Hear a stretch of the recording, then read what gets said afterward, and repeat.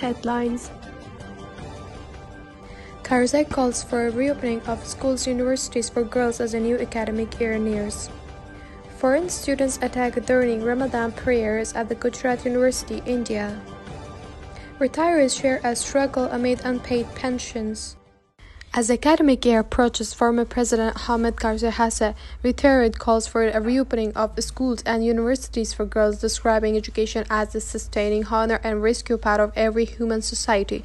Karzai, in a message marking the start of a new academic year on March 22, stated on his X account, "The beginning days of education are like Eid holidays for our girls and boys." He noted that Afghan girls have been deprived of school, university education, and serving their nation and family. Citing education was a wager for the growth and honor of human society, Karzai urged the Taliban to reopen the schools and universities for the girls of Afghanistan and the rescue country from the dependence on foreigners. Since taking over Afghanistan, the Taliban has prohibited girls from attending schools.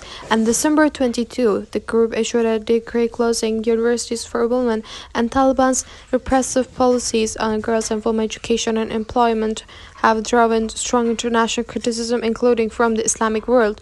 As the new educational year is set to begin on March 22 looms, it remains uncertain whether the Taliban will allow girls above grade 6 to return to school. Unidentified attackers targeted the foreign students, including those from Afghanistan, at Gujarat University in Ahmedabad, India, while they participated in evening Ramadan prayers on Saturday. The assailants vandalized hostel rooms and engaged in slow-gendering and stone-throwing within Block A's hostel premises. Foreign residents reported that individuals from Block B demanded the cancellation of Ramadan prayer with the hostel areas. Allegations emerged that what began the three students escalated repeatedly, eventually involving around 200 attackers. Gujarat University hosted students from Afghanistan, Uzbekistan, Sri Lanka, Bangladesh, Bhutan, Syria, and various African nations, many of whom reside in this hostel. Retirees expressed their refund frustration, citing severe economic hardship as their pension have remained unpaid for nearly 3 years since the Taliban's takeover.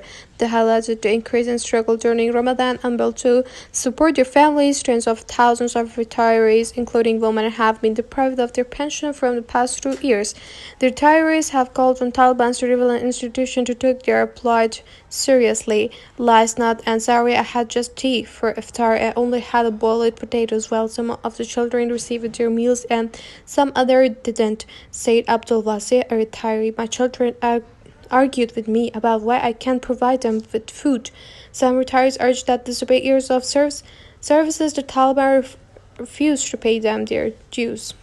They say that they would pay our pension, but it's not yet clear when. Our children are upset and ask me, "Why did you bring us where we can't be fed?" said Mirwais, another retiree. This debate approaching the General Directorate of Pension, now under the Taliban control. Their appeals have been ignored. For many, the pension is their sole source of income. "I have served for around 38 years. The current regime doesn't give us our pension. I have knocked on every door.